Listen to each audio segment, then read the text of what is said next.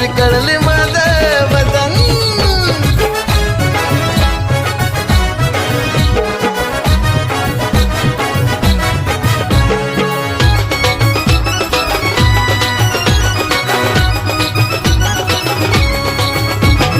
गल्ली भोळा मधला तू काय माझ्या समोर आला रे, माझ्या नादी लागणारा पैदा नाही झाला रे. गल्ली भोळा मधला तू काय माझ्या समोर आला रे, माझ्या नादी लागणारा पैदा नाही झाला रे. मोठ्या मोठ्या हत्ती मला म्हणतात हे पुढं